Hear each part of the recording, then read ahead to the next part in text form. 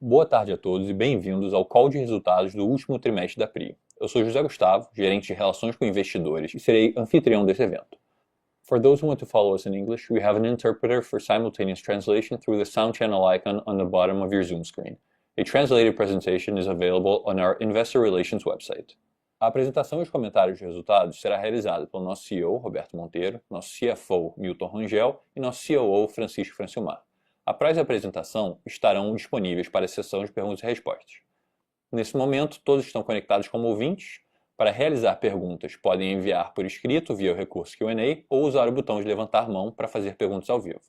Esse evento está sendo gravado e será divulgado no nosso site de RI.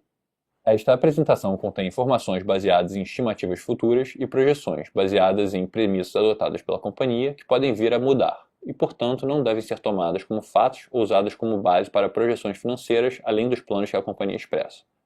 Gostaria agora de passar a palavra ao Roberto Monteiro, nosso CEO. Boa tarde a todos, bem-vindos ao call de resultados da PRIO do segundo trimestre de 2025. Eu vou começar esse call, eu vou inverter um pouquinho, eu normalmente falo dos itens e depois eu falo dos números, eu vou inverter um pouquinho, falar dos números e depois eu vou fazer um sumário um pouco maior de como foi o trimestre. A gente fechou o segundo trimestre de 2025 com uma receita de 500 milhões de dólares, um EBITDA de 276, um EBITDA ex IFRS de 276 milhões de dólares e um lucro líquido de 154. É certo que são números positivos, são números bons, mas também é certo que eles ficam abaixo da capacidade da companhia. Então eu vou falar um pouquinho do que foi o segundo TRI, né, e relacionar a esses números e assim por diante. O primeiro item importante a falar do trimestre, ele tem a ver com a nossa produção, né, de 9 milhões de barris mais ou menos ao longo do trimestre, que dá uma média de 100 mil, onde nós tivemos um impacto relevante do campo de frade, que teve uma parada programada e o retorno dessa parada programada não foi o ideal. Nós tivemos o retorno, depois tivemos uma falha no compressor, ficamos algum tempo com esse compressor com problema e só depois, mais em junho, que nós entramos com esse módulo de compressão em frade funcionando perfeitamente. Então foi um trimestre de uma crescente do ponto de vista de produção. Nós tivemos um mês de maio mais baixo, abril um pouco melhor, abril, maio e depois junho o melhor mês de todos, chegando até a recordes de produção, chegamos a 120 mil barris, 123 mil barris de recorde e tal. Então, importante pensar nesse trimestre como um trimestre de alguma magnitude, um trimestre de transição, né? A gente fez uma parada de frade muito importante, até porque daqui a pouco nós vamos receber o Wahoo e assim por diante. Falando dos outros ativos, a Albacora teve uma performance já muito boa ao longo do trimestre, e em Tubarão Martelo a gente finalmente conseguiu resolver a questão do workover. Tá? Então, assim, o trimestre que começou mais difícil, foi melhorando até chegar a um ponto de bater uma recorde de produção e assim por diante. Além disso, nesse trimestre, né, tivemos um outro efeito. Nós produzimos 9 milhões de barris, porém nós vendemos 8 milhões de barris. Então nós viramos com estoque mais alto, né, do que o normal. Isso obviamente reflete, a quantidade vendida reflete no EBITDA de 276 milhões de dólares, no lucro líquido e assim por diante. E grande parte da razão pela qual essa venda foi inferior é que a Repsol ela faz mais ou menos um offtake por ano, que é a participação dela no ativo. E esse ano ela fez o offtake no segundo trimestre de 25, e aí, bom, você acaba vendendo menos porque é exatamente o offtake que ela faz. É uma questão mais técnica do campo, não tem grandes consequências em nada, mas é o que é. Tá? Além disso, nesse trimestre, que eu acho que foram coisas muito positivas, a gente conseguiu fechar a negociação de Peregrino, já foi amplamente anunciado, mas a gente conseguiu fechar a aquisição de 60% de Peregrino, a gente conseguiu a licença prévia para o desenvolvimento de Wahoo, né? Então, finalmente, a gente já está dando notice agora para o barco de lançamento de linha, então o projeto de Wahoo está andando, a gente já pediu a LI, né? Você recebe primeiro a LP e depois você pede a LI, nós já pedimos a LI, as coisas vão andando bem. Fizemos os workovers do campo de Tubarão-Martelo, já falei da produção, e a eficiência operacional de 88, em Albacora, né, que tem sido o nosso calcanhar de Aquiles, ficou em 88%.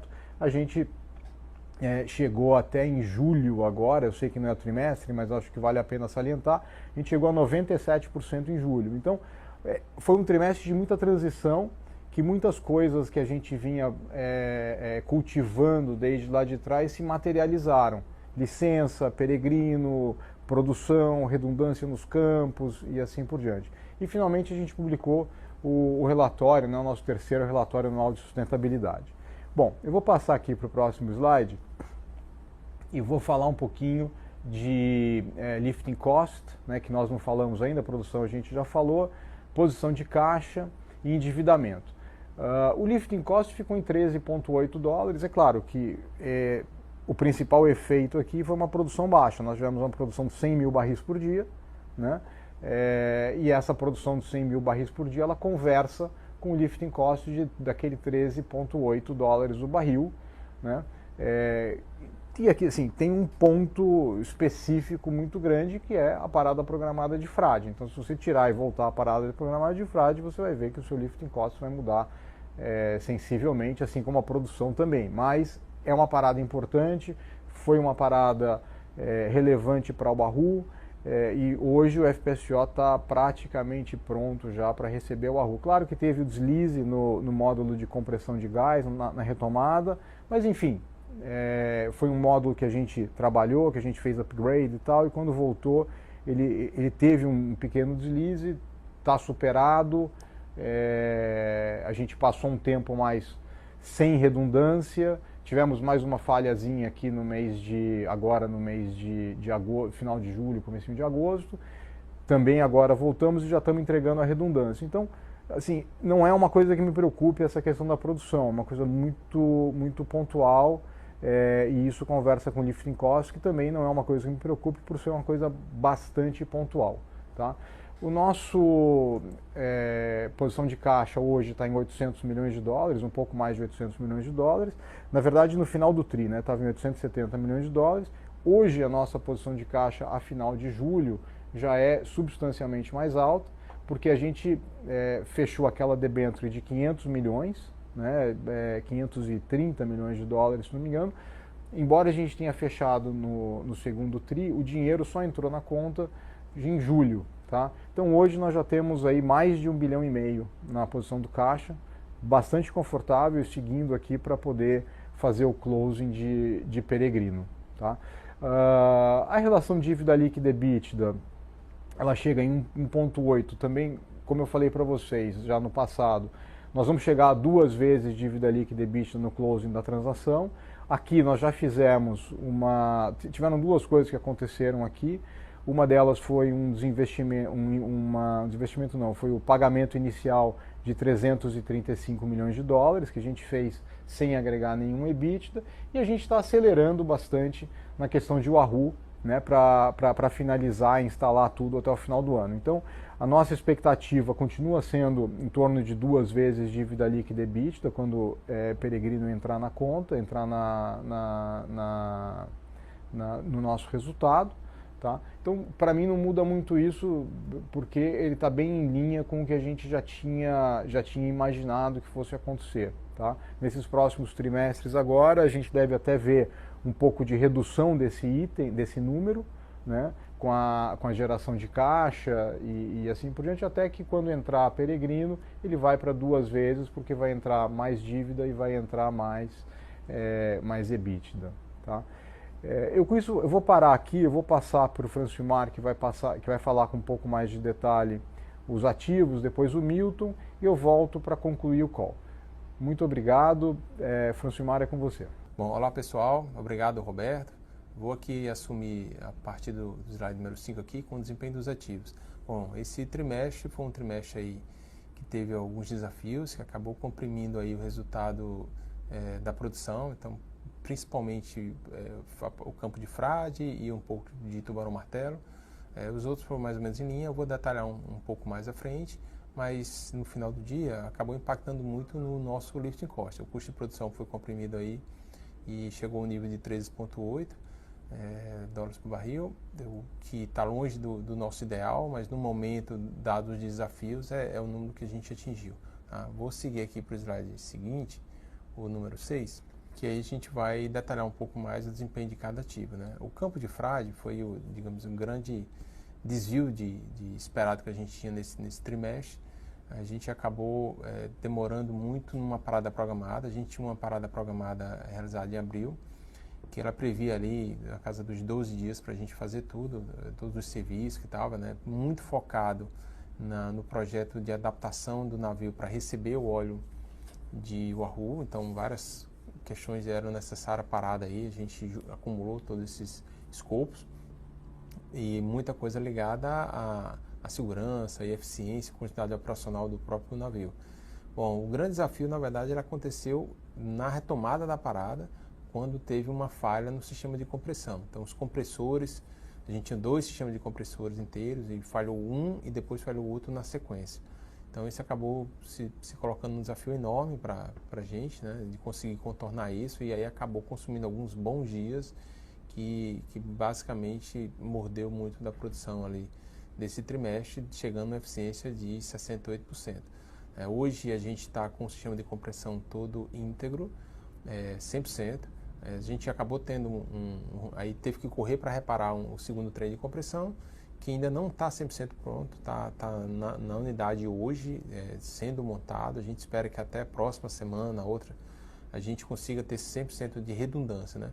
E isso foi um dos motivos também que agora no finalzinho do mês passado, no mês de julho, a gente teve uma falha rápida em um compressor que acabou tendo um impacto na produção ali, mas a gente voltou. E o impacto foi maior porque não tinha redundância, né? Então o plano é até próxima semana, alguma coisa assim, a gente recupera a redundância e fica um sistema de compressão de frade todo em cima. Então a gente com isso espera voltar ao nível de eficiência que a gente é acostumado a tratar no campo de frade. O declínio ele vem se comportando agora dentro de um esperado normal. Então a gente volta para o padrão normal de declínio do campo até a gente conseguir retomar perfurações no campo de frade. Seguindo à frente aqui, a gente vai no slide número 7 sobre o cluster aqui polvo e tubarão. Esse trimestre ele se deu assim, de ponto positivo a trabalho que depois de a gente receber as autorizações, né, da anuência para realizar os workovers, o trabalho da sonda, a gente realizou os workovers no tubarão martelo 10 e no 4. Os tempos foram muito bons, por sinal, então eu diria que foram os melhores tempos de realização de workover que a gente já teve, acho que foi um pouco mais de 20 dias, 21 dias por poço, e depois a sonda voltou para os poços de Wahoo, retomou a produção ali, início meado de junho, e agora, no final de julho, a gente teve a falha do tubarão martelo 6, que é o poço mais antigo que a gente tinha no campo, em operação, né, mais de 10 anos que ele estava produzindo, e falhou a bomba. Então agora é necessário trocar essa bomba. Agora a vantagem que a gente tem agora é que não tem mais problemas de anuência, né? A gente já teve a anuência de todos os poços do campo de tubarão martelo, de fazer essas manutenções que são corriqueiras. Então o plano a sonda vai terminar uma fase do poço que está fazendo em Wahoo, vai navegar e vai fazer a operação desse poço agora em agosto, né, começando agora no segundo semestre, na segunda quinzena, e deve entregar aí mês que vem, né, se a gente pegar uns 20, 30 dias aí que é o esperado para realizar esse workover, se não tiver nenhuma intercorrência. Então, tirando essas questões de postos, a disponibilidade tanto da plataforma como do navio estão muito boas, então o campo segue o seu ritmo normal. Avançando aqui para o slide número 8, a gente tem o campo de Albacora Leste. Esse campo a gente vem trabalhando muito forte para melhorar a eficiência dele. A partir de abril a gente conseguiu colocar uma redundância na compressão. Isso é o que vem levando à melhoria da eficiência. Então a gente já não tem mais aquelas paradas por problema de turbina, de geração de energia. Hoje o foco está em melhorar a compressão. A gente está com um trem, dois, na verdade, os compressores operando bem. Então a gente melhorou muito a eficiência para exemplificar agora, né, junho e julho a gente já atingiu níveis acima de 90%, em julho chegou até 97%, né? Não espero que a gente se mantenha nesse padrão, mas todo o trabalho que a gente está fazendo na companhia é que até o final do ano a gente está instalando uma nova turbina. Eu acredito que no curto prazo, 1 mês, 2 meses, a gente consiga colocar outra turbina, e o compressão, até o final do ano, a gente consegue colocar um outro compressor para rodar, e aí sim a gente vai ter todo o sistema de compressão e turbina, que são os maiores ofensores da eficiência, no lugar, e aí vai permitir que a gente tenha uma melhor eficiência da unidade para continuar uma operação mais estável. Em termos de óleo, a gente conseguiu resolver um hidrato que estava no poço 87, melhorou um pouco a produção, e a gente hoje está trabalhando para desobstruir o poço 84, se mostrou mais desafiador. É um poço que tem uma linha de 8 quilômetros, a gente conseguiu desobstruir até uns 4, mas ainda tem uma extensão maior que a gente não consegue chegar hoje. A gente está buscando ali alternativas de conseguir quebrar o hidrato do restante dessa linha de produção. Então, não tem uma resposta firme hoje, mas eu acredito que nos próximos meses a gente consiga contornar isso de uma forma mais efetiva. Então, a expectativa do campo é que agora a gente tenha uma eficiência um pouco melhor e vai evoluindo em busca de uma estabilidade, né? Esse é o nome do jogo para o Albacora Leste. Então, seguindo aqui para o slide número 9, vamos falar sobre o campo peregrino. Bom, o campo de peregrino a gente anunciou para o mercado agora nesse TRI, iníciozinho de maio, que a gente fez a assinatura, a aquisição dos 60% restantes do campo. E aí a gente começou o processo de transição. Então, um processo que a gente se aproxima ainda mais. A gente já via com o trabalho como parceiro de ativos, só que agora intensifica muito isso. Então, já realizou várias reuniões, são vários grupos de trabalho diferentes. A gente já subiu nas unidades, em todas as 4 unidades do navio, conversando com pessoas, entendendo mais. Então, esse processo de transição deve seguir aí nos próximos meses, até a gente ter o closing, o fechamento e a transferência da operação para a nossa companhia. Hoje a gente está trabalhando muito mais nessa modelagem de como é que vai ser o campo, qual vai ser as sinergias que a gente vai capturar com todos os recursos para a operação que estiver integrada com as nossas operações da Prio. Nesse trimestre agora, a gente foi muito intensa as operações lá. A gente teve conclusão de um poço importante na plataforma C, iniciou a produção desse poço. Em paralelo, a gente teve a parada de um dos maiores poços produtores por falha de bomba, BCS lá. Todos os poços peregrinos, similar como o Polvo, são poços que produzem através de bombas BCS. E aí eles fazem o socorro, então tá realizando esse socorro, deve voltar aí, imagino que nas próximas semanas. E vamos seguindo assim. Então, todo o foco agora é na transição, em capturar o conhecimento, capturar as informações para a gente assumir esse campo no futuro muito próximo. Campo de Wahoo aqui, vamos seguir para o slide número 10. Nesse trimestre aqui a gente teve grandes evoluções. A gente concluiu a perfuração do poço, a gente obteve o primeiro poço produtor, né, do campo de Wahoo. A gente teve a licença prévia de instalação do sistema submarino. Então, de um lado, a sonda continua no programa de perfuração dos poços produtores, a gente capturando as lições aprendidas, tentando melhorar, e assim segue. A gente tem mais 3 poços produtores para perfurar, depois tem os 2 injetores. Do lado das instalações do sistema submarino, agora com a licença, a gente já começa as tratativas para a mobilização dos recursos, né? Barcos de instalação de rígido, barco de instalação de flexível e equipamentos. Então, isso deve acontecer, deve começar a depender da licença de instalação, que a gente espera receber muito em breve. Em paralelo a isso, a gente está trabalhando nessa mobilização e tratativa de como vai ser o sequenciamento e tal. Então, nesse próximo trimestre, a gente deve ter início de operações no campo de Wahoo sobre lançamento de linhas. Então, vamos avançando nessa linha. Com isso, eu concluo a minha parte, passo para o Milton. Um abraço. Obrigado, Francilmar. Boa tarde a todos que nos acompanham. Seguindo para o slide número 11, a gente vai falar do desempenho financeiro da Prio nesse segundo TRI de 2025. Bom, nós vendemos pouco mais de 8 milhões e 100 mil barris nesse segundo TRI de 2025, que é um valor comparável ao segundo TRI de 2024, onde a gente vendeu pouco mais de 8 milhões e meio de barris.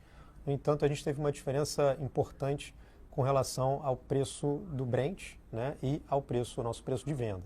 Então, nesse trimestre, no segundo TRI de 25, o preço médio de Brent de referência foi de 65,84, né? com um preço de venda equivalente FOB de 58,44. A gente apresentou um desconto um pouquinho maior do que a nossa média nos últimos tris, porque a gente realizou em torno de 44% das nossas vendas referentes ao campo de Peregrino, que já tem um desconto maior. Então, quando a gente compara no segundo TRI de 2024, o nosso Brent médio na época era de $85,35, com um preço FOB de 82,74. Então, um desvio muito grande no preço do petróleo, impactando de forma relevante o resultado nesse ano, né, nesse segundo TRI de 25 comparado a 24. Bom, além disso, a gente teve um custo de produto vendido de 116 milhões. Quando a gente faz a conta do lifting, ele também teve uma elevação, né, de $13,8 por barril, explicado também por essa apuração de vendas maiores de Peregrino, que carrega um custo mais alto, né? E com isso a gente chegou no EBITDA de $249 milhões, ou um EBITDA ajustado de $275 milhões, uma margem de 59%. Tá? Resultado financeiro na ordem de $55 milhões no trimestre, que conversa bastante com o valor de juros ali que a gente paga em todos os nossos financiamentos. E o imposto de renda e contribuição social bem positivo, isso muito em função da valorização do real frente ao dólar e o impacto disso no nosso imposto diferido. Passando para o slide número 12, a gente vai falar sobre funding. Então, nesse gráfico do cronograma de amortização, a gente observa aqui uma mudança importante com relação aos trimestres anteriores. Essencialmente, a gente fez dois movimentos. O primeiro foi o de rolar uma série de dívidas que tinham vencimento em 25 e especialmente 2026. A gente rolou para o ano de 2027 e 2028, então tirando muito dessa pressão por amortizações no ano que vem. Desde o início do ano de 2025 até a presente data, a gente rolou mais de $800 milhões desses compromissos. E, além disso, a gente continuou, né, com o nosso exercício de emissões de dívidas bilaterais, com os nossos bancos de relacionamento, dívidas entre 2 e 3 anos, majoritariamente. A gente levantou $470 milhões de dinheiro novo nesse segundo TRI. Então, reforçando bem o caixa da companhia enfim, reforçando todo o nosso relacionamento bancário super forte e importante em momentos como o atual, em que a gente realiza aquisições e consegue passar com tranquilidade por esse momento. Tá? Então, a gente repara nos gráficos de duration e de custo médio da dívida que a gente não apenas alongou a duration da companhia, como também conseguiu reduzir esse custo médio ponderado, 6,39 para 6,36, tentando sempre buscar o melhor custo de capital, ou o menor custo de capital para Prio. Tá? Além disso, a gente anunciou em junho a emissão de R$3 bilhões de uma iniciativa de debêntures, né? Foram duas séries de 5 e 7 anos. Isso equivale a quase $540 milhões, a um custo médio ponderado dessas séries de 6,59% ao ano. Então, um custo bem competitivo, bem interessante para uma dívida desse prazo. Então, é importante mencionar, né, reforçar, como a gente já comunicou em fato relevante, dívida toda esta swapada para dólar, então totalmente exposta a dólar, no perfil que a gente sempre realiza. Tá? Isso reforça bastante o nosso caixa. A entrada dessa debênture ela vai ser observada no terceiro TRI, né? O caixa foi desembolsado de fato no mês de julho. Tá? Inclusive, fechamos, né, o mês de julho com saldo de caixa superior a $1,5 bilhão. Então, uma situação bastante confortável do ponto de vista de liquidez, muita tranquilidade aí para a gente honrar todos os nossos compromissos. E seguindo para o slide número 13, a gente tem a variação da dívida líquida da companhia, que é uma boa proxy aqui do nosso fluxo de caixa. Bom, a gente parte do primeiro trimestre de 2025 com uma posição de 2.448 bilhões. A gente tem o EBITDA ajustado, ex-IFRS 16, de $276 milhões de geração, um pequeno capital de giro. Bom, a gente tem uma conta de CAPEX de $156 milhões. Isso aqui é basicamente explicado pela campanha de perfuração de Wahoo, que a gente finalmente começou após o licenciamento. A gente tem também CAPEX referente a Peregrino, workovers de 2 postos em Tubarão Martelo. Também a gente teve uma parada programada em Frade, em que a gente também fez investimentos, fora a quebra de hidrato em Albacora Leste, né? Isso explica os 156 milhões de dólares. Como evento super relevante nesse trimestre e pontual, a gente teve o pagamento do signing, da aquisição de 60% de Peregrino, da Equinor, então equivalente a 335 milhões de dólares. Fora isso, a gente teve um pequeno valor ali em recompra de ações, ainda em abril. Um acordo do FPSO Polvo, esse valor pago à BW de 40 milhões de dólares, do settlement que a gente já tinha anunciado, inclusive, e reconhecido no resultado do trimestre anterior. O pagamento caixa ocorre nesse trimestre. E o resultado financeiro, basicamente ali despesas financeiras, juros, que levaram a nossa dívida líquida a subir para 2.771 no final do segundo TRI de 2025. Então, lembrando que eu diria que o fator aqui crítico que levou a nossa dívida líquida a subir foi pelo pagamento do signing de Peregrino. Bom, slide número 14, agora a gente conversa sobre alavancagem e que conecta muito com o que foi dito no último slide. A gente observa que a alavancagem ela subiu de 1,3 para 1,8 vezes, lembrando que temos um covenant de 2,5 vezes, então ainda bem distante.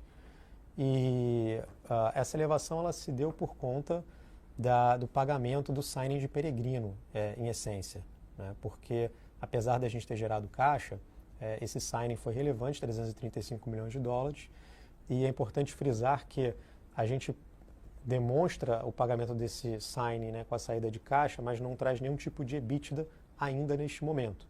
A gente trará o EBITDA de 12 meses desse percentual da aquisição de Peregrino no momento do closing. Então, é natural que haja algum tipo de pressão sobre a alavancagem, porque a gente paga o sinal e não tem ainda o EBITDA sendo reconhecido nos nossos covenants. Mas, de toda forma, um valor dentro do que a gente já estimava e absolutamente sob controle. É importante, né, reforçar o ponto mencionado no slide anterior de amortizações. Hoje temos uma situação de caixa bastante confortável, no final de julho com um fechamento em ordem de 1,5 bilhão e meio de dólares. Então, bem tranquilo aí para a gente fazer frente aos nossos compromissos, levando-se em conta que continuamos a gerar caixa com as nossas operações, mesmo com os compromissos de CAPEX que também temos adiante. Então, com isso, eu passo a palavra para o Roberto, para ele comentar sobre meio ambiente e os próximos passos. Obrigado. Bom, obrigado, Milton. Eu vou falar um pouquinho aqui do meio ambiente e sociedade, depois eu vou falar um pouco, vou concluir o nosso call e abrir para as perguntas, né? A gente realizou nesse trimestre o mês da sustentabilidade, a gente criou o Instituto PRIO, né, que ele vai ter o principal foco, projetos ligados à biodiversidade e à educação ambiental, né? E além disso, esse trimestre, a gente publicou o nosso terceiro relatório de sustentabilidade, né, com os principais avanços que a gente teve de ESG no último ano e assim por diante. No lado da segurança, a gente em abril fez a campanha o que a gente chama de Kimono Aberto e Dia D de Segurança, isso sempre com palestras inclusive da ANP e assim por diante, com o objetivo sempre de reforçar e conscientizar o assunto segurança entre os nossos colaboradores, tanto a segurança do processo quanto a segurança com relação a meio ambiente e assim por diante.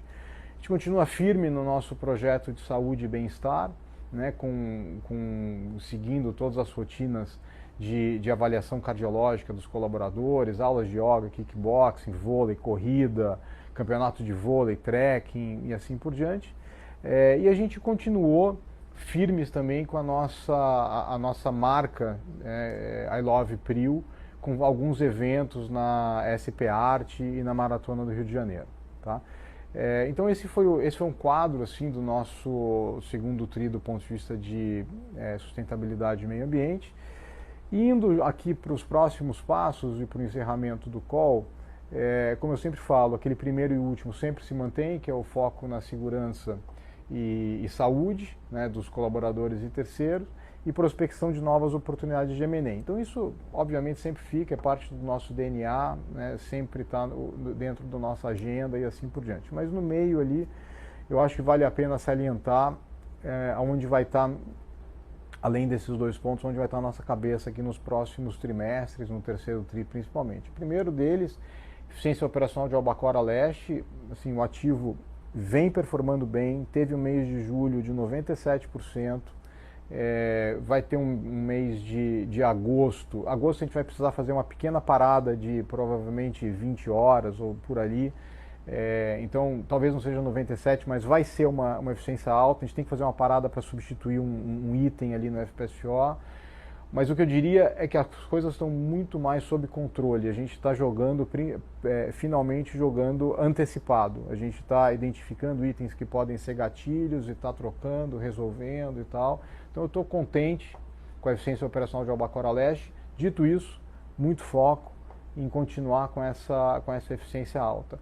O licenciamento ambiental, nós recebemos a licença prévia, nós já pedimos a LI, né? É um processo agora que a gente pede para o IBAMA, o LI, a gente recebe a licença prévia, a gente faz, e aí com isso a gente faz um pedido da LI para o IBAMA, nós já fizemos, então esperando a LI. Em paralelo, nós já estamos dando notice para o barco que vai fazer o lançamento da linha, vai ser o barco da McDermott chamado Amazon, ele está na África do Sul num estaleiro, ele deve chegar aqui no Brasil em setembro. Então, enfim, tudo caminhando para que isso funcione. E aí, focando muito no primeiro óleo de Wahoo, que a gente estima março do ano que vem. Nós vamos fazer ainda um pre-day nessa segunda metade do ano. Eu prometi que quando saísse a LI nós fôssemos fazer, a gente faria um pre-day para mostrar exatamente o cronograma. Então, está próximo. Eu acho que saindo a LI agora, provavelmente no terceiro tri, ou talvez no quarto, a gente faça já esse pre-day para mostrar exatamente o cronograma de execução de Wahoo e assim por diante. E o outro ponto de muita atenção é a conclusão de Peregrino, a conclusão da aquisição de Peregrino. Do lado do funding, a gente já está bem. Eu diria que todos os nossos esforços de funding praticamente já estão encerrados. A gente rolou, como o Milton mostrou, a gente rolou vários financiamentos que tinham com maturity no ano que vem. Em 2026 a gente rolou para 2027, 2028, né? A gente captou recursos aqui no mercado local e com isso a companhia está praticamente pronta para o closing de Peregrino. Com essa posição de caixa que a gente tem hoje, mais o caixa que vai ser gerado até o closing, a gente está praticamente pronto para Peregrino. A gente talvez tenha mais uma debênture, mas aí vai ser uma debênture de infraestrutura pequena, que a gente pode fazer aí até o final do ano. Mas, como eu falei, o esforço está feito. Tem a questão do bond, que vai vencer no ano que vem. Nós estamos preparados para pagar o bond no ano que vem e ficar sem esse instrumento de mercado internacional. A minha preferência seria continuar com isso, né? Mas, enfim, aí é uma questão de taxa e tal. Se a gente não encontrar janela aqui no mercado, também tranquilo, a gente vai ficar sem o bond. A gente vai pagar no ano que vem e ficar sem o bond. Se a gente puder emitir de novo numa situação, a gente emite, mas enfim, nada do outro mundo aqui também. Estamos bem do ponto de vista, o mercado brasileiro conseguiu suprir toda a nossa necessidade de funding. Do lado da transição de Peregrino, as coisas andando muito bem. Diria, assim, talvez a ANP aprovando isso no final do ano. Nós já estaríamos prontos para pelo menos fazer a transação, fazer o closing da primeira tranche. Vai depender um pouquinho da Equinor, porque a Equinor pode escolher alguma coisa entre final desse ano e metade do ano que vem para os 40%. Então vai depender um pouquinho da Equinor, mas enfim, nós ouvimos também num call da Equinor que a preferência seria antecipar um pouco esse closing. Então acho que tem todos os ingredientes para que isso aconteça, talvez aí perto do final do ano, os 40%, depois os outros 20% um pouco mais para frente. Tá? Bom, é isso. Muito obrigado pela participação de todos. Eu queria agradecer ao mercado, como sempre eu agradeço, também agradecer aos nossos colaboradores, como eu sempre agradeço. Esse trimestre foi um trimestre duro, mas que o time mostrou muita resiliência, muita garra, e eu acho que é um trimestre que a gente conseguiu reverter. A gente a gente teve um dos piores meses, né, que foi a parada de frade e assim por diante, e provavelmente um dos melhores meses que a gente bateu o recorde de produção da companhia. Então foi um trimestre com bastante contraste, né, entre o mínimo e o máximo. Bom, é isso. Eu queria abrir agora para perguntas e respostas. Muito obrigado.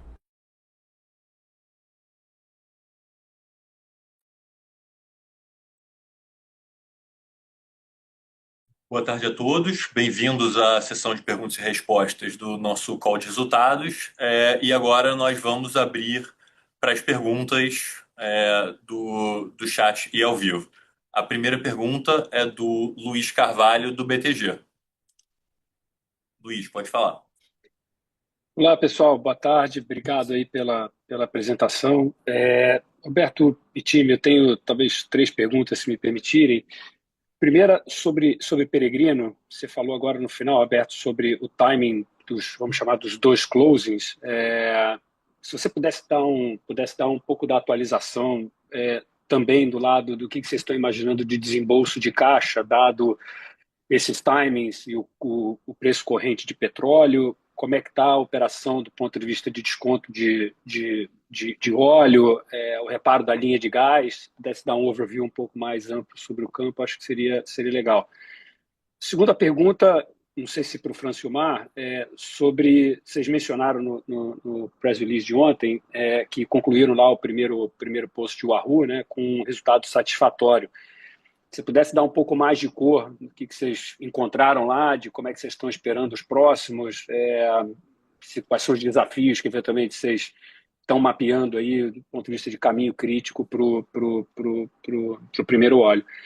E aí, Roberto, pegando também um ponto que você falou no último slide ali, que você falou da segurança e do M&A, a Petronas anunciou aí que está querendo vender eventualmente um stake lá de tartaruga verde. Imagino que o Bruno deva estar se debruçando aí obviamente, sobre o ativo até como dever de ofício, mas como é que vocês entendem, eventualmente, esse campo ou esse stake numa participação que a Petrobras é operadora?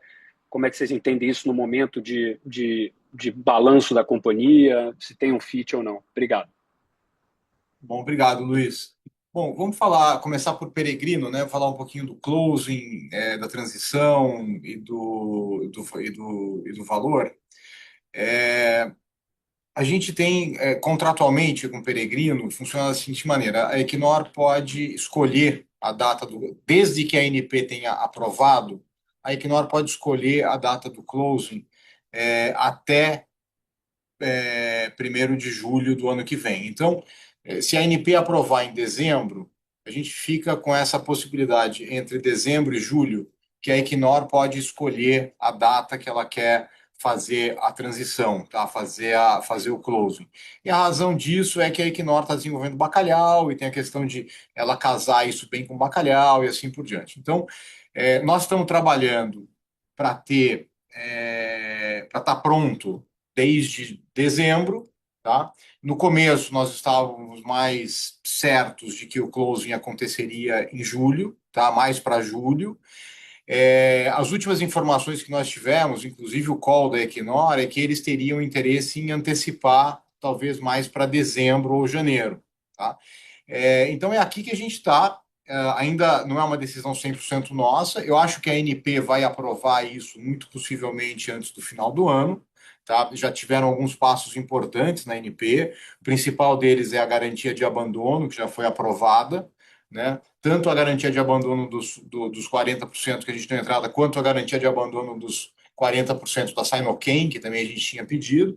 Então, assim, as coisas estão acontecendo dentro da ANP, o processo de transição vai indo muito bem. Eu acho que talvez um dos melhores, né, que a gente já teve na companhia, um processo franco, um processo transparente. Então, assim, eu estou extremamente satisfeito com o andar aqui desse desse negócio. O pessoal da Equinor está sempre super colaborativo com a gente, e tudo mais. A questão da linha que você perguntou, a gente também está fazendo o trabalho de remoção da linha, de conserto da linha, na verdade, aquela linha de gás que foi danificada. Nós já fizemos uma etapa super importante, que é tirar uma peça que deve pesar umas 80 toneladas assim do fundo do mar, que é o que eles chamam de... É plet ou plane que É um chama? plane, um Plane. manifold, é um coletor. É um coletor que é onde você conecta os dois dutos ali. Então, essa peça precisava tirar, trazer para a terra para fazer inspeção. Ela já está, ela já foi para a Tecnip FMC, se não foi Tecnip, né? Tá no porto. Está no porto, vai para a Tecnip fazer inspeção. Então, assim, esse projeto está andando bem, nós estamos realizando, tudo andando de acordo com o esperado, e eu acho que alguma coisa entre primeiro e segundo tri a gente deve ter esse negócio já, esse gás de volta ao campo, como a gente prometeu, tá?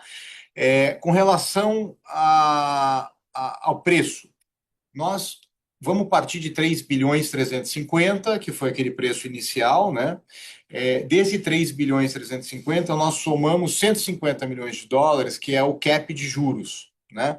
Então, chegamos aí a 3 bilhões e meio de dólares, tá? Isso seria a valores de 1º de julho, de 1º de janeiro de 24. Então, nós temos que colocar aqui toda a produção de 24 e a produção de 25 inteira também.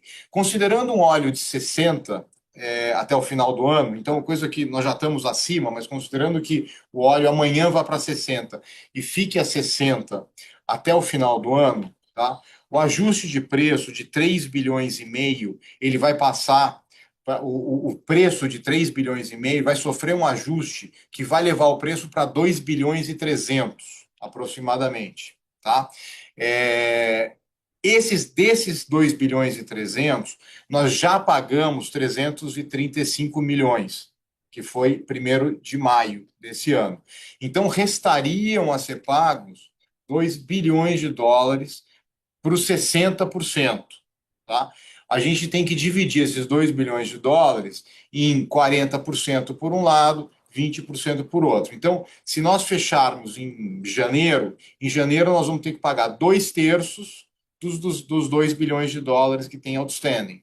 Tá? E depois esse outro 1/3 a gente pagaria no momento mais para adiante, que seria julho, provavelmente, no closing dos 20%.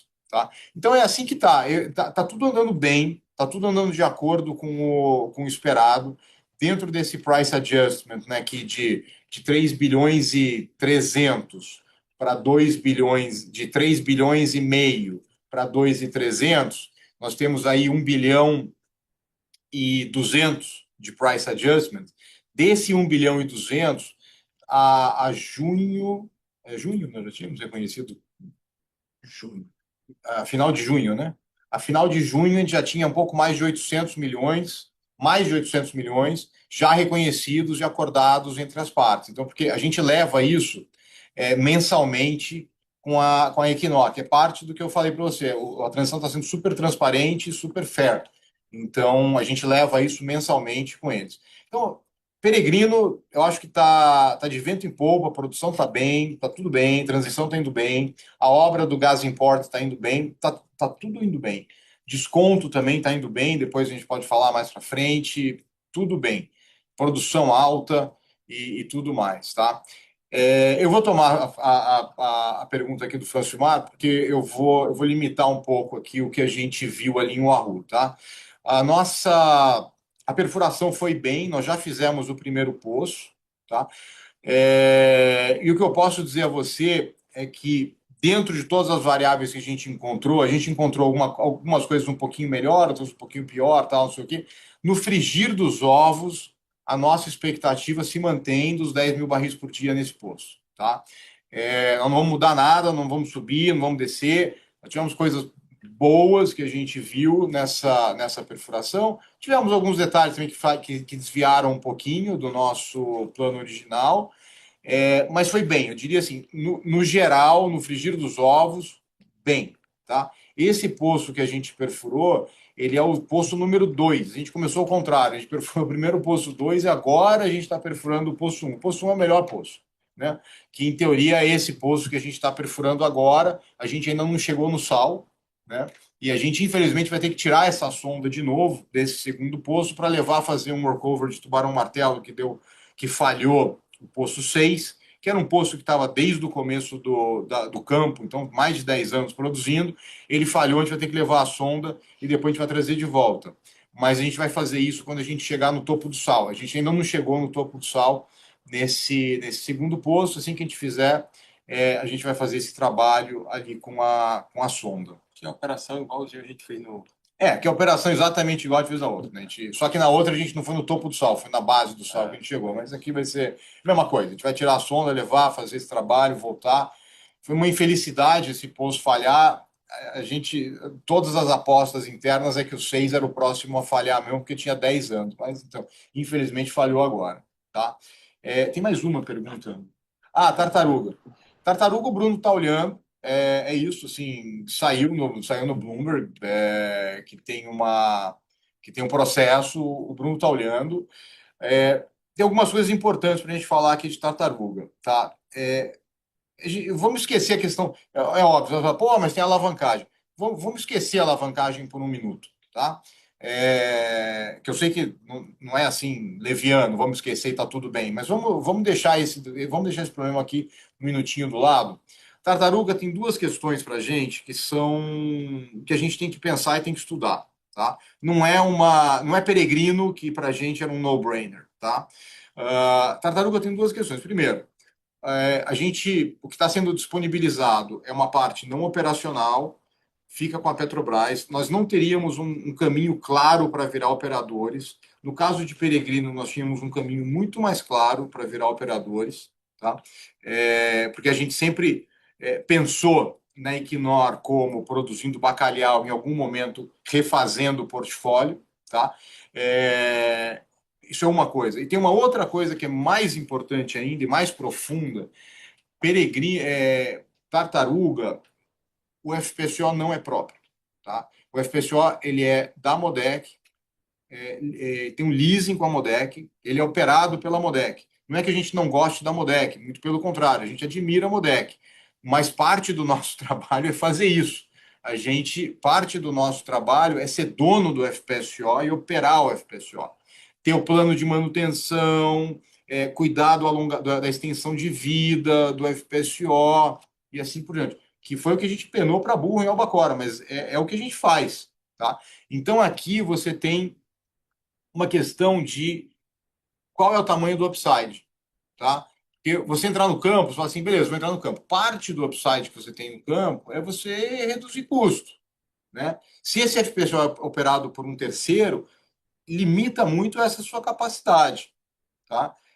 Então, assim, eu não vou dizer para você, não tem nenhuma chance da gente olhar a tartaruga e tal. A gente está olhando, como eu te falei, o Bruno vai olhar a tartaruga, né? Conforme saiu no Bloomberg, a gente vai olhar. Se vier mercado. Se vier mercado, porque saiu um rumor que o banco tinha sido contratado e tal. Então, assim, vindo ao mercado, a gente vai olhar. Mas tem esses caveats que a gente tem que olhar, tem essas questõezinhas aqui que a gente tem que olhar. Para mim, não é totalmente claro que seja um no-brainer como era Peregrino, tá? Como foi Albacora. Não é. Por aí que a gente está. Tá claro, super obrigado. Obrigado a você, Valeu. Luiz. Abraço. Obrigado, Luiz. A nossa próxima pergunta vai ser do Gabriel Barra, do Citi. Gabriel. Barra, pode falar. Roberto, obrigado por pegar minhas perguntas aqui. Eu vou fazer duas. Acho que a primeira, talvez na parte mais financeira, a gente já vinha discutindo isso há algum tempo, mas assim, olhando para o cenário atual, até frente os potenciais pagamentos aqui de Peregrino, etc., eu queria ouvir um pouco de você sobre política de hedge, né? Até dado que você tem agora um fluxo um pouco mais certo pela frente aqui de pagamento e essa incerteza também no mercado de petróleo, como que vocês deveriam ver isso? E dentro até nesse contexto do hedge e de fluxo de pagamento, a gente tem visto a companhia fazer um programa de recompra bem robusto, né? Vocês estão bem perto daquele threshold de 10%, pelo que a gente vê aqui. e a gente fica toda hora se perguntando quando vocês vão cancelar, ou se vão cancelar as ações, e por que não cancelar e não chegar nos 10% e reabrir um novo programa, dado o preço da ação, que parece também uma boa alocação de capital nesse momento. Então, eu queria ouvir um pouco de vocês, aonde vocês estão nessa discussão internamente, etc. E se eu puder, só uma, talvez um pouco mais filosófica aqui da companhia, eu acho que ao longo do tempo a PetroRio ela tem um modus operandi muito consistente, né? De aquisição de campos maduros, melhora de eficiência, diminuição de custo, geração de caixa e assim por diante, né? Ao longo dos últimos anos. Você está chegando um momento onde você está batendo uma produção de quase 200 mil barris por dia ano que vem, né? É, tem alguma discussão, eu lembro que ano passado a gente falou um pouco sobre exploratório, até saiu uma notícia que até depois a gente conversou sobre isso e realmente não fazia muito sentido para a companhia naquele momento, mas à medida que a companhia vai ganhando mais tamanho, chegando em 200 mil barris por dia, por exemplo, ano que vem, daria para pensar de novo aqui, talvez, em tomar um pouco mais de exploratório, fazer algumas coisas mais arriscadas e não continuar focando em campo maduro. Eu queria ver um pouco mais de vocês sobre essa discussão, mais de médio e longo prazo, até pensando nos próximos anos. Obrigado, pessoal. Bom, Gabriel, obrigado, obrigado a você. O RED, a gente tem olhado com mais carinho, tá? O RED, a gente inclusive está redeado até outubro, não, até setembro, em setembro inclusive, tá? A gente tem 3 milhões de barris redeados agora para agosto, 4 milhões em agosto e 3 milhões em setembro, redeados, tá? Bom, com isso já sabe mais ou menos quanto vai ser a nossa venda nesse próximo trimestre, né? Ou pelo menos a nossa expectativa de venda no próximo tri. A gente está olhando, a nossa política continua a mesma, a gente olha o OVX, quando ele cai, a gente entra no mercado fazendo hedge. Quando teve aquele ataque, enfim, aquele ataque, né, que foi uma infelicidade, assim, mas teve o ataque de Israel em cima do Irã e depois com a entrada dos Estados Unidos e tal.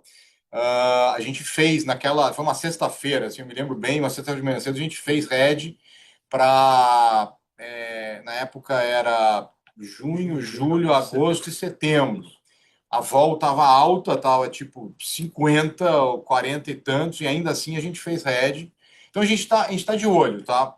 Eu acho que a volatilidade caindo, o petróleo ficando perto dos 70 e não sei o que, a gente tentou fazer agora, há uns 3 dias atrás, o petróleo bateu 72, mas a gente não pegou liquidez no mercado, porque foi no final do dia e tal. Então a gente está bem atento. A gente vai fazer hedge na medida do possível. A gente preparou e está preparando a companhia, e os números que eu estou dando aqui de closing e tudo, eles são para um petróleo de $60 o barril. Tá? Então hoje a gente está melhor do que o nosso plano, né? Mas sem dúvida a gente está fazendo esse hedge aos poucos e tentando capturar, tá? Com relação à recompra, a gente parou a recompra 100%. E aí é uma questão muito de disciplina. Falta 0,5% da companhia para chegar em 10, mas a gente parou a recompra. Então, assim, realmente paramos. É claro que os preços são super atrativos, super interessantes e tal, mas a gente combinou com o conselho de parar a recompra e parou. E aí uma outra combinação que a gente teve também foi de trazer para o conselho quando a gente chegasse em 10%. Então, assim, a gente vai trazer para o conselho quando chegar em 10, e aí a gente vai tomar a decisão. Pontualmente pode até passar de 10 e depois resolver, né? Você tem 6 meses para resolver. A lei é essa.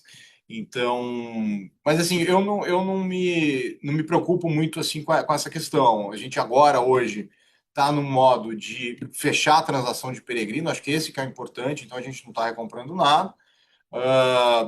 Depois que a gente fechar a transação de peregrino, a geração de caixa vai ser super alta e tal, a gente pode pensar em voltar. Pode pensar não, né? Certamente eu acho que a gente vai voltar a recomprar, e aí vamos passar dos 10, vai ter que cancelar e tal. Mas essa foi uma discussão que a gente deixou congelada durante um tempo, que não tem muita discussão, mas é mais uma questão de trazer para o conselho e tal. A gente deixou congelado, que foi nosso combinado. Bom, o Peregrino agora entrou, paramos tudo e a gente volta a conversar lá na frente. Mas não tem ninguém contra, assim, no conselho e tal. Isso não é nenhuma discussão, sabe, é só uma formalidade, tá? O último ponto que você me perguntou com relação à exploração, tem, Hoje em dia, eu acho que a gente tem até capacidade de fazer exploração, mas o que eu não gosto da exploração é o desenvolvimento de um campo greenfield, Isolado. isolado, que a gente não gosta muito, sabe? Eu acho que você pode falar, hoje a companhia teria bala na agulha, assim, para comprar um campo e fazer exploração? Sim, sim.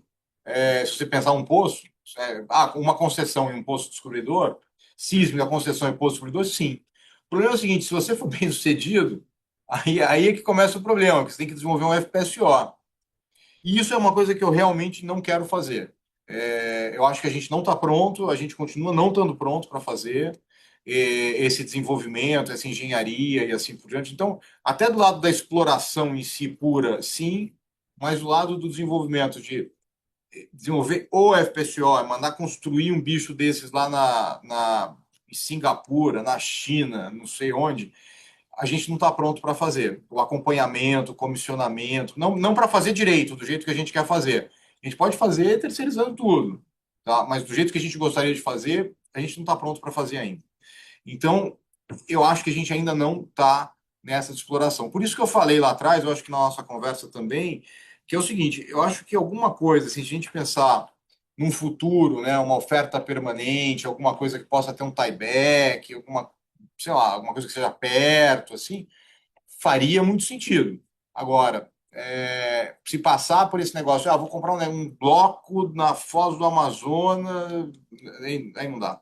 Porque se você for mal sucedido, até o teu problema é menor, mas se você for bem sucedido, cara, ou você vai ter que vender essa participação junto com a operação para alguém que vai desenvolver o FPSO, que a gente não vai topar, ou a gente tem que desenvolver o FPSO.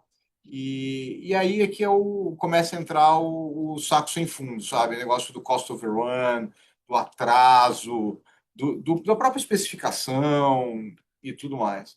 Então é isso, essa é a nossa cabeça hoje ainda de exploração. É um outro modelo de negócio. Refleti muito sobre isso. O nosso modelo de negócio é maximizar o uso das unidades de produção que a gente tem. Bom, vai escalando essa linha. Se a gente puder fazer uma exploração para fazer um subsea tieback, super bem-vindo. Ótimo, super claro, pessoal. Obrigado. Valeu, Gabriel. Obrigado, Bar. A nossa próxima pergunta é do Bruno Montanari, do Morgan Stanley. Fala, Bruno, Bruno, pode falar. como é que vai? Roberto, boa tarde, pessoal. Obrigado por pegar minhas perguntas. Eu tenho um follow-up, uma pergunta. O follow-up você mencionou, né, que o posto número 2 do Wahoo não é o melhor deles, né? Ainda assim, a expectativa é que ele produza 10 mil barris por dia. Então, é justo pensar que o posto 1, o risco, o retorno dele pode ser melhor do que o posto 2? Não. Tá. Não. Quando eu falei, desculpa, talvez tenha sido mal interpretado. Eu não falei que ele não é que ele não é o melhor, que ele é o pior poço, que o poço é melhor ou pior.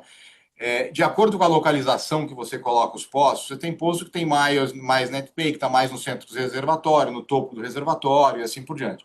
A nossa expectativa é que todos produzam 10 mil barris por dia. Não é por uma questão da produtividade do poço. Tá? Se você for olhar a produtividade do poço especificamente, esse poço 2 ele poderia produzir mais de 10 mil, muito mais de 10 mil. O problema é o seguinte: você tem que colocar uma produção tal que você que seja harmonizada com o tamanho do seu reservatório, tá? Então, não adianta a gente falar que, então, se esse daqui é o pior poço, se esse poço não é o melhor e não sei o quê, o outro poço vai produzir mais. Não, porque isso leva em consideração o reservatório como um todo. E a gente tem que pensar na drenagem de todo o reservatório, tá? Desculpa eu te interromper, mas é que eu talvez tenha sido mal interpretado, mas não é isso. Não é que esse poço 2 não é bom, o poço 1 é bom e vai produzir mais, esse produziu 10 mil, não. A nossa expectativa é 10 mil. Se for olhar especificamente o IP do poço, essa é uma das coisas que o IP desse poço é muito melhor do que a gente imaginava. Tá? E aí, o IP do poço, especificamente, pode produzir mais. Mas se você produzir mais, você vai estar overproducing. Então, você vai ter um depletion que vai ser danoso ao seu reservatório. Desculpa te interromper, mas é que eu queria já deixar isso claro aqui. Não, tá bem entendido. Então eu tenho mais duas aqui. Uma deve ser rápida. Se puderem dividir com a gente o cronograma de parada nos próximos 12 meses para cada um dos ativos, só para a gente deixar mapeado. E na questão de M&A, tirando o Tartaruga, olhando a indústria como um todo, você diria que o clima de M&A, as oportunidades esquentaram ou esfriaram, se a gente comparar com o último TRI? Bruno, assim, o último TRI a gente fez a maior transação da nossa história, né? Então, poxa, Não, os últimos 12 meses, enfim, no marginal, você acha que o mercado está mais vendedor, está modo de espera? Enfim, eu o acho que que é vocês igual. sentem? Bruno, assim, a gente não se pauta muito por M&A, por processo de M&A. A gente se pauta pelo que a gente quer, tá? E aí a gente vai buscar. Então, para a gente, a questão do mercado não. Eu não tenho tanto esse feeling. Também a minha visão é que está mais ou menos parecido. Não tem uma mudança de que se tem mais M&A, tem menos. Apareceu esse da Petronas, aparentemente, né? Aparentemente. Mas isso para mim não é um indicativo de que vai ser um mercado de mais vendas de ativo, nem nada. O que eu acho é o seguinte: se o petróleo for para 100, provavelmente os M&As caiam. Se o petróleo for para 50, 60, 50, o M&A também vai cair. Porque, assim, se o petróleo for para 100, ninguém vai querer pagar o preço considerando $100 o barril para sempre. Se, então, assim, o buyer vai ter um tough time para conseguir comprar, né? E o vendedor, obviamente, vai querer vender a 100. Se tiver a 50, o vendedor vai falar, pô, eu vou esperar um pouco também. Você não vai ter a menos que você esteja numa situação de distress, que aí você tem que ligar um sinal de alerta, porque você está comprando uma coisa em distress, você tem que ver se o distress é porque o ativo é ruim. Então, para mim, assim, dentro desse range de preço de 65 a 85, 80, eu acho que os M&As, eles mais ou menos estão ali. Não vejo grandes picos nem para um lado nem para o outro. Sou parada programada aí? Não daí, foi final você aí com a parada programada. Parada programada, o que nós temos hoje no planejamento é para a BL no início do ano que vem, no primeiro TRI. Faz parte aí do programa de revamp lá, trocar um monte de equipamento que tem para trocar e melhoria da integridade. Frade a gente fez agora, não espera nada por enquanto. Peregrino parou agora em julho, né? A gente fez uma paradazinha razoável lá, então não tem mais nada daqui para frente. Tubarão Martelo. E Tubarão Martelo, acho que meio do ano que vem tá uma paradazinha rápida lá. Seria o Bacora no começo do ano e o Tubarão Martelo metade do ano. Isso. Essas unidades param mais ou menos ano sim, ano não. Dá 18 meses, né? Mais ou menos. Então, Perfeito. Obrigado, pessoal.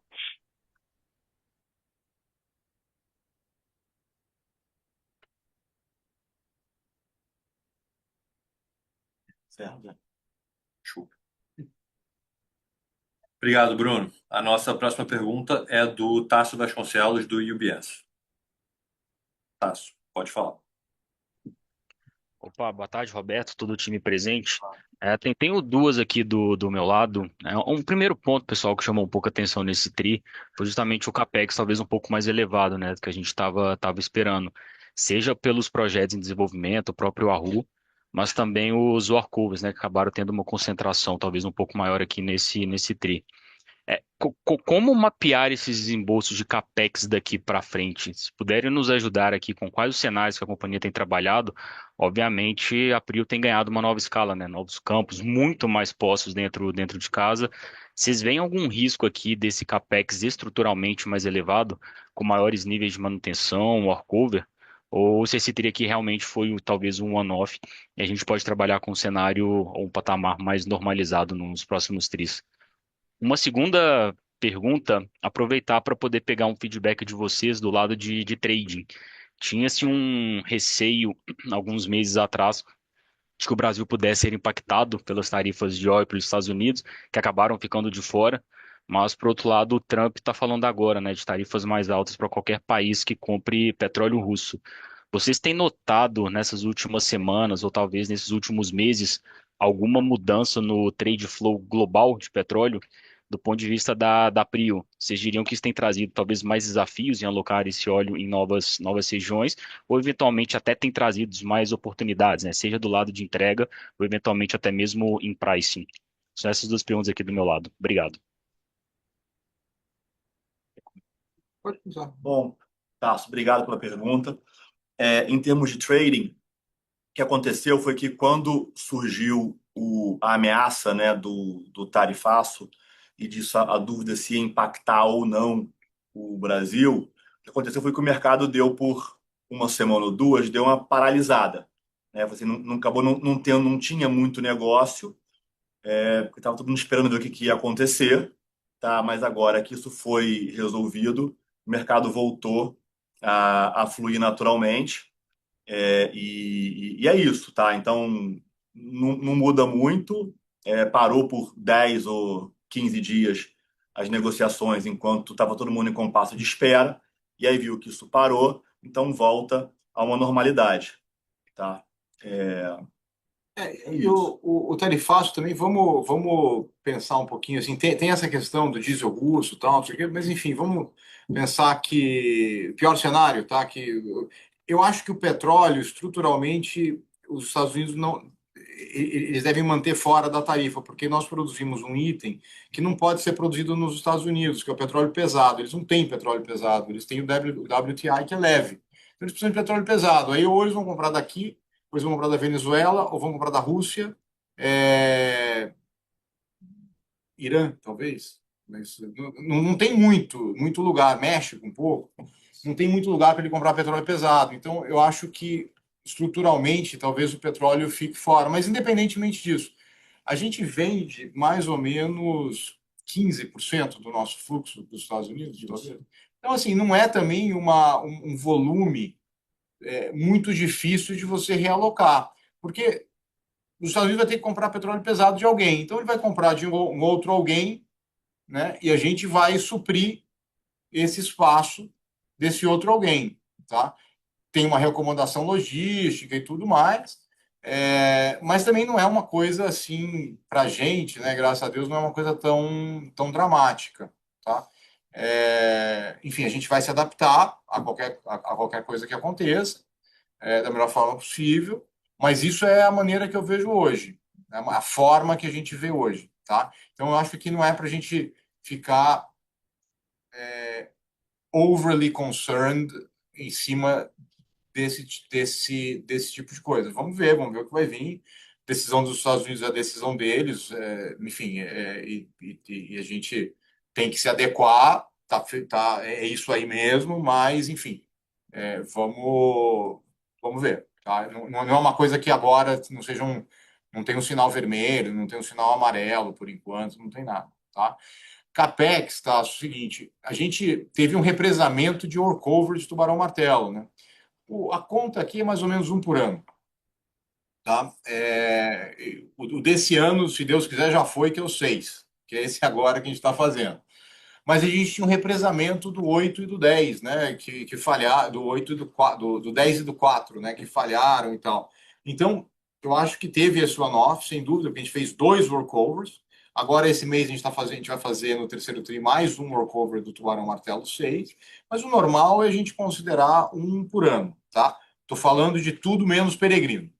Aí, peregrino, a gente gastou no semestre, deve ter gasto uns 40 milhões, né, de capex.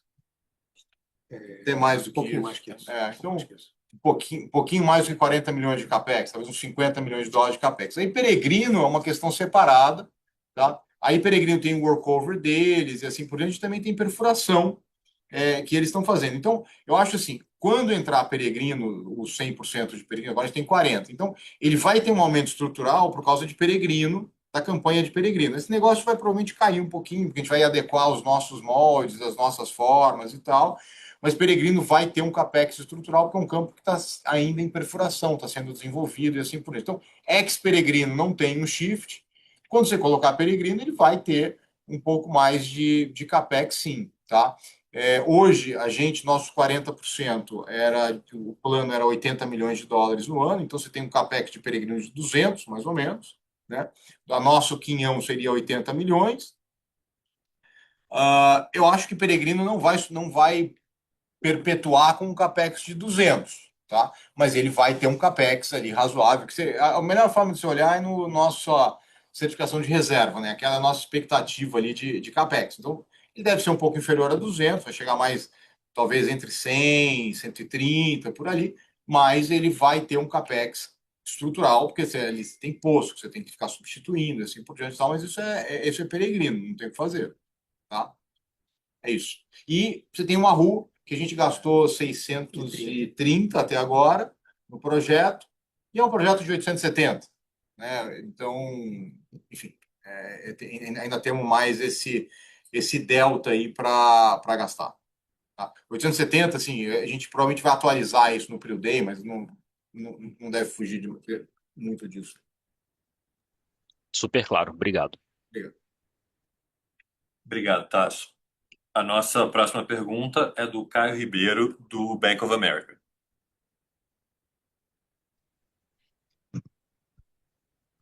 Bom, boa tarde a todos. Obrigado pela oportunidade.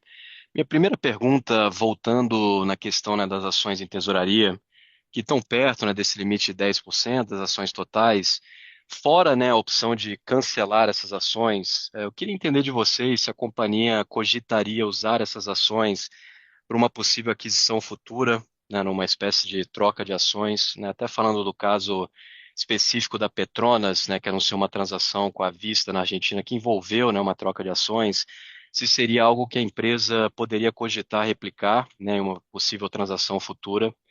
E aí, em segundo lugar, né, voltando no tema de M&A, e falando um pouco mais sobre distribuição geográfica, né, concluída a transação de Peregrino, julho do ano que vem, o que que vocês enxergam, né, como uma potencial nova frente de crescimento, né? Entendo as limitações aí que Tartaruga Verde teria, né, que vocês já mencionaram aqui no call, mas fora essa opção, se ainda teriam ativos, né, na Bacia de Campos que vocês consideram interessantes, ou se seria talvez aquele momento, né, de olhar para outra geografia.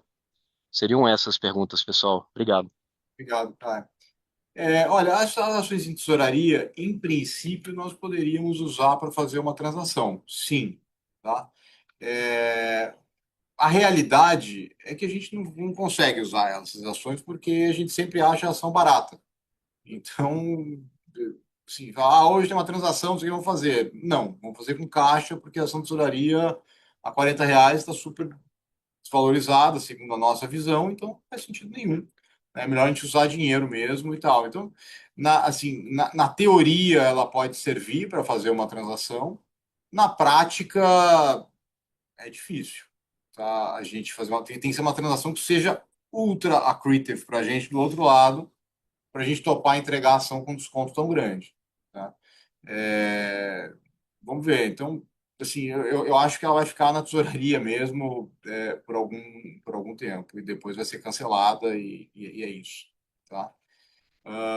A questão do M&A, Caio, eu vejo assim, os grandes da Bacia de Campos talvez tenham ido, dos não Petrobras, né? Então, assim, a gente agora está muito focado em preparar a companhia para um próximo ciclo grande de crescimento. Claro que pode ter agora, assim, no curto prazo, tal, no médio prazo, podem ter M&As pequenos, mas não vai ter. A realidade é que hoje não tem um M&A de alguns bilhões aí dando volta por aí, tá? Tem Tartaruga que saiu, que eles vão pedir 1 bilhão e tal. Eu também não sei se vale 1 bilhão ou não, mas enfim. Mas M&A tipo Peregrino, tipo Albacora e tal, não tem muita coisa andando por aí. Então, pode ter coisa pequena, mas a gente está preparando a companhia para, em 2027, ver o que vai acontecer. Se, de repente, a Petrobras mesmo pode mudar um pouquinho de estratégia, resolver fazer reembaralhar um pouquinho o portfólio. Eu não sei, óbvio que é uma decisão da Petrobras, uma decisão de Estado, de governo, junto e tal, então não sei, mas sempre pode ser, né? O importante é que a partir de 2027 a gente quer estar com a companhia muito leve, né? A gente quer chegar a uma vez dívida líquida EBITDA, uma vez e meia dívida líquida EBITDA na metade de. A gente vai bater 2 vezes em 26, uma vez dívida líquida EBITDA na metade de 27, esse é mais ou menos o nosso plano, gerando muito caixa e pronto para fazer uma operação. Geografia, assim, a única que nos interessa, para falar a verdade, seria alguma coisa Golfo do México, ou Golfo das Américas, Estados Unidos, né? Nada diferente disso. Então, assim, a nossa visão é a mesma, tudo igual. Vamos continuar olhando o ativo brasileiro. Se puder ser aqui Bacia de Campos, ótimo. Se a gente encontrar coisa fora, tem que ser no Golfo do México. O retorno não muda, tem que dar o retorno. E se não tiver nada, aí paciência. A gente vai, assim, que seria quase que uma, vamos dizer, nós não fomos, se a gente não for bem sucedidos, aí a gente vai distribuir, comprar ação e tal, é um outro cenário. Perfeito, tá super claro. Obrigado, Roberto. Obrigado a você, cara. Obrigado, Caio. A nossa próxima pergunta é da Monique Greco, do Itaú BBA. Oi, pessoal, boa tarde. Obrigada pela oportunidade de fazer perguntas. Eu vou fazer duas. Roberto, uma é talvez uma dúvida aqui quando você comentou sobre os estoques formados no TRI. A gente pode entender que aquele volume estocado de Albacora Leste tem a ver com o offtake da Repsol, ou esses volumes depois vão virar vendas da Prio? Essa é a primeira. E a segunda na verdade, um pedido de atualização sobre a estratégia de licenciamento dos próximos projetos, né? As perfurações de frade, licença de área de Albacora Leste, como que anda isso? Obrigada. Nada, Monique.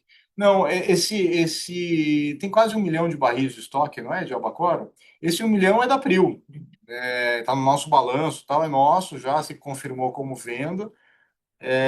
Na verdade, também assim, quando o óleo cai muito, e aí não estou dizendo que a gente seja nenhum gênio, nada, não é só uma besteira, mas quando tem esses movimentos muito extremos para baixo, a gente tenta vender menos do que o normal, né? Covid, a gente fez isso, foi super bem sucedido. Aqui não vou dizer que a gente tenha ativamente procurado, mas a gente acabou sendo ok com virar com estoque um pouco mais alto também, fomos bem sucedido. Então, nesses movimentos bruscos do óleo para baixo, a gente sempre tenta dar uma segurada. Então, a gente casou duas coisas aqui no trimestre, né? A gente teve o offtake da Repsol, que aconteceu e tal, mas nós também viramos com estoque alto. Se a gente quisesse ter forçado um pouco o barbante ali, a gente poderia ter vendido 1 milhão de barris a mais, tá? Mas é a questão assim, qual é o pricing que você pega, né? Hoje a gente está mais confortável em fazer vendas, então o terceiro TRI vai ser um TRI mais forte, né, de vendas. A gente deve ter mais de 10 milhões, né, de barris de vendas no terceiro TRI.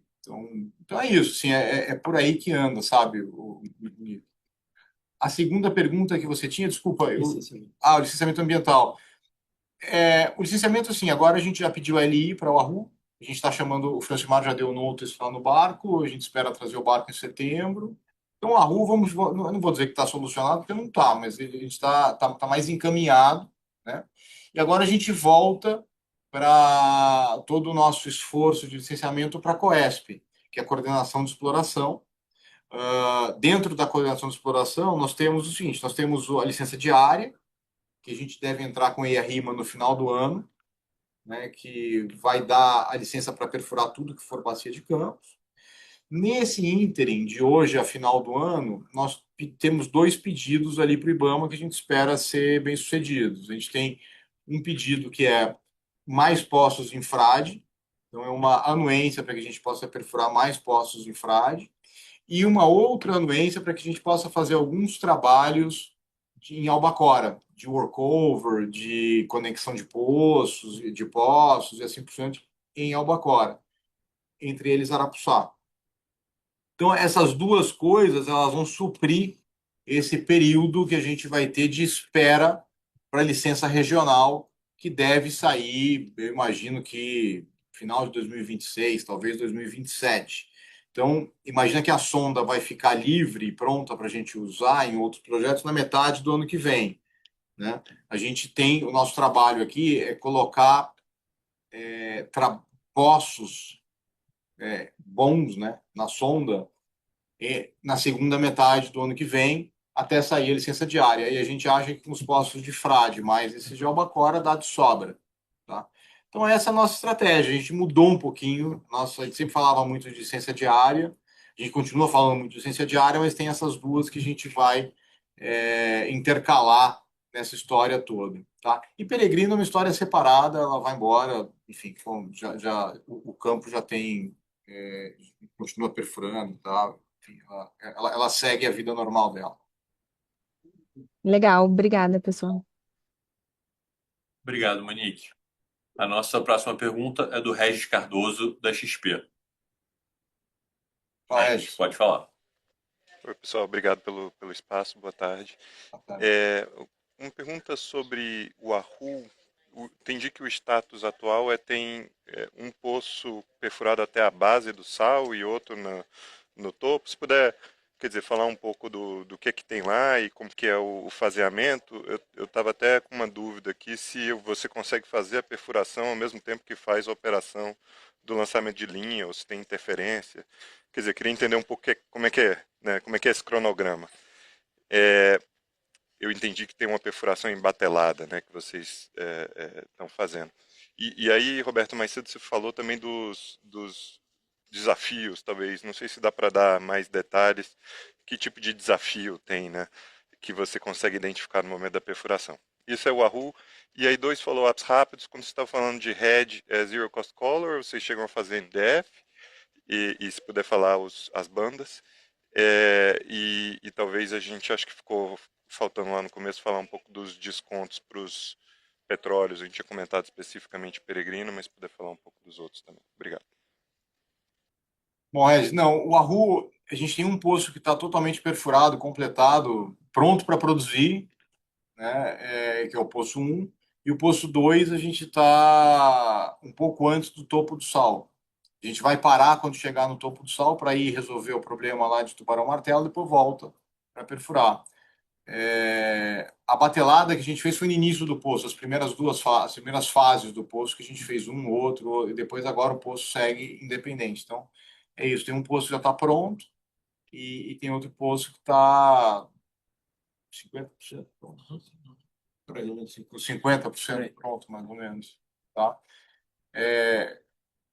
Tinha perfuração, né?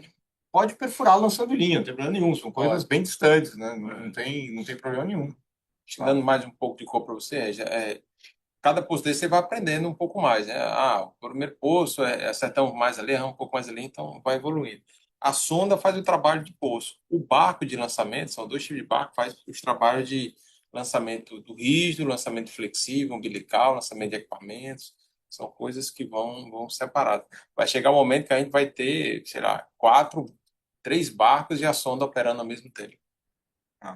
Desafios assim, a gente não teve. A gente perfurou, foi dentro do esperado. Tem uma região ali um pouco mais dura, intercalada e tal, não, mas é bem para cima, assim, na estrutura, que é uma região mais de uma rocha dura intercalada e tal, que é mais difícil de perfurar, mas enfim, Tá dentro do normal. Ossos do ofício, não tem nada do outro mundo, não. Então, assim, a realidade, assim, não é que teve teve um desafio adicional, não teve nada, foi isso. Com relação a hedge, a gente só compra put, tá? A put, o strike de outubro, setembro e de agosto, setembro, Milton, você lembra? Líquido de prêmio 65. Líquido do prêmio que a gente pagou dá 65, mas o strike em si está mais perto de 69, né? O strike então assim, a gente hoje tá com strike de 69 para entre 69 e 70, tanto outubro quanto setembro, agosto quanto setembro, desculpa, tá? Isso, mas a gente só faz o zero cost, a gente não faz nem zero cost, a gente faz só put mesmo, a gente compra. E NDF também a gente não faz. Tá? Nada que tenha margem, que a gente possa tomar chamada de margem, a gente normalmente faz. Desconto. Desconto. Quer falar desconto? Fala aí. Desconto, a gente já está, Regis, né, a gente, com todo o terceiro trimestre já vendido. A gente estava com 2 meses de antecedência, então agosto, setembro já foi vendido. Peregrino continuamos melhorando um pouquinho o desconto, então a gente fechou com o segundo trimestre com uma média um pouco melhor do que 10. O terceiro tri foi mais perto do 8. E os outros continuam no nosso padrão, né, que é frade ali perto de 2, Albacora Leste um pouquinho mais descontado por causa da logística e Bravo mais similar um pouquinho com Albacora Leste. Mas eu acho que é esse o patamar que a gente vem trabalhando, tá? No terceiro trimestre. Perfeito. Obrigado. Obrigado, Regis. A nossa próxima pergunta é do Rodrigo Almeida, do Santander. Rodrigo, pode falar. Opa, boa tarde, Roberto, todo o time aqui da Prio. Eu só queria fazer um follow-up aqui nesse ponto do desconto. Acho que, só para entender um pouco, segundo TRI a 8 de Peregrino ou terceiro? Não sei se vocês têm visto alguma mudança aqui de precificação e tal, então eu queria só confirmar esse ponto. Acho que acho que já tem resposta ali, né? Terceiro TRI. Não, o terceiro TRI está 8. O segundo TRI a gente vendeu a 9, né? 9,80 foi. A gente começou em Tá. 10,50, a gente vendeu 10,80, 9,80 o segundo TRI, o terceiro TRI a gente vai fechar uma média de uns 8, assim, mais ou menos. Talvez se um pouquinho mais forte que isso, um pouquinho melhor do que isso se der certo, mas em torno de 8. Tá ótimo. E aí minha pergunta aqui é no contexto do primeiro óleo de Wahoo, né? Que acho que a expectativa para março do ano que vem. E aí eu queria voltar um pouco nesse cronograma de entrada dos poços, né? Acho que quando a gente olha aqui o que fez sentido em Frade, né, com o manuseio de gás e tudo mais, eu queria entender um pouco como é que a gente pensa aqui sobre a entrada dos poços. Se eles vão entrar os 4 ao mesmo tempo de fato, se a gente pensa em 2 e vocês depois veem como é que o topside se comporta, porque vocês vão trazer bastante gás de Wahoo, né? Então, entender um pouco como é que vocês pensam aqui em relação a esse, vamos dizer assim, ramp-up, talvez, né, de Wahoo. Rodrigo, em março eles vão estar os 4, muito possivelmente vão estar os 4 já perfurados, tá? Salvo alguma demora não prevista agora, os 4 poços vão estar perfurados. Então a gente vai abrir os 4 poços. Agora, assim, a gente tem capacidade para abrir os 4 poços. Operacionalmente, é óbvio que a gente não vai abrir os 4 poços de uma vez. Você abre um, depois você abre o outro, Perfeito. sabe? Mas isso é o micro do micro do micro, tá? Operacionalmente, os 4 poços vão estar perfurados e a gente vai ter capacidade para abrir os 4. Então, agora, na prática, ali, na hora, no FPS, você não abre tudo ao mesmo tempo. Você vai fazendo o ramp-up dos poços um a um, né? Se a preocupação é o sistema de compressão, a capacidade de compressão nominal instalada, ela dá de conta, tranquilo, tá? O problema que nós tivemos agora foi uma falha de manutenção corretiva, né? Então não é que não tem que eu vou fazer um upgrade, não. Tá lá. Se quebrar, é uma questão de ir lá e corrigir. O que nós estamos fazendo agora é instalando lá tem 2 sistemas completos, digamos assim. Eu preciso de um. Um vai rodar Frade e o Wahoo completo. E esse outro sistema que a gente está montando agora, ele é o backup. Falhou um, eu opero o outro, trabalho na manutenção. E aí volta. Perfeito, é exatamente isso. Obrigado pela explicação. Obrigado, Rodrigo. A nossa próxima pergunta é da Milene Carvalho, do JP Morgan. Milene, pode falar. Oi, pessoal, tudo bem? Obrigada. A gente já passou, acho que, por bastante dos pontos. Eu só queria fazer um follow-up rápido de Peregrino, né? Vocês mencionaram que, enfim, teve essa parada de um posto por conta da falha na bomba BCS, que, enfim, a gente deve ter o workover nas próximas semanas. Eu queria entender um pouquinho melhor o impacto de produção e quando vocês esperam que isso esteja de volta. E aí a parte de gás vocês já mencionaram também. Então era essa parte do poço. É Peregrino que a gente está falando? Peregrino, né, Milene? Isso. Desculpa, aqui, estou com o telefone aqui. O Peregrino é o seguinte, teve uma parada agora no poço que chama C14. A gente está produzindo 100 mil, 98, 96 mil, é isso que está produzindo o campo, tá? Mesmo com esse poço parado.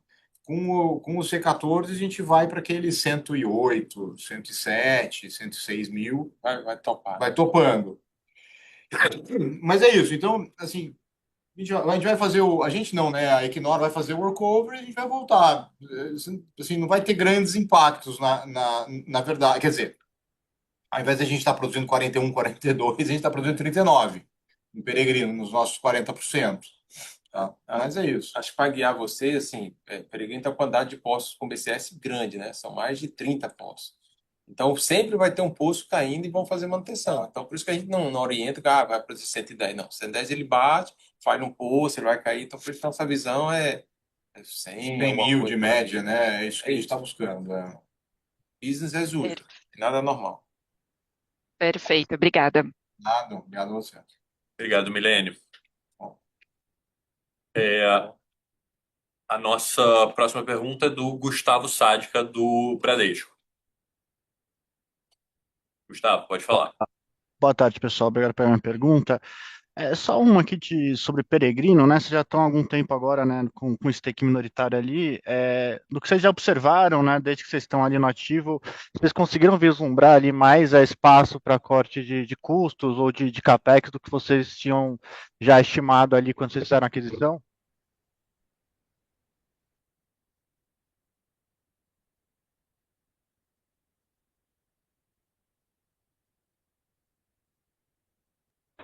Pessoal, acho que tá para mim tá no mudo, pelo menos. Vocês estão vendo? Volta aqui, desculpa, perdão. O que a gente planejou, Gustavo, está bem planejado. Isso que a gente conseguiu ver até agora em Peregrino. Não tem, tem mais uma grande oportunidade. Não. O que a gente pensou de redução de custo é o que está na pedra e é o que a gente vai buscar nesse primeiro momento. Tá? E ela tem muito a ver com a questão do Flotel, que acaba a campanha dele. Tem muito a ver com a questão do Gas Import, que a gente está trabalhando nele, tá? E depois tem a ver com a questão de alocação de custo, overhead, assim por diante, que é o normal de todos os postos. Então, é aí que a gente está. Não estamos fazendo nada de muito diferente, nenhuma loucura, tá tudo bem, assim. O que é sempre muito interessante é a gente entrar lá e ver, tem alguma bandeira vermelha aqui? Não, não tem, não tem nada. Tá bem, o campo assim é bom, é bem operado e aí vai. Eu acho que agora, só isso aqui, a gente indo lá e vendo fisicamente as coisas, e dando a checagem geral, tá tudo alinhado com o que a gente esperava. Não tem nenhuma surpresa muito grande para cima, nem para baixo. Então, é só seguir o plano agora. Certo, muito obrigado. É você. Obrigado, Gustavo. Com isso, a gente encerra a nossa sessão de perguntas e respostas e eu passo a palavra para o Roberto para as considerações finais. Obrigado a todos. Foi um trimestre desafiador, talvez, seja a melhor palavra, mas também um trimestre de transição, um trimestre que a gente saiu mais forte. E, bom, muito obrigado pelo suporte, pela presença de todos. Até o terceiro tri de 25. Obrigado.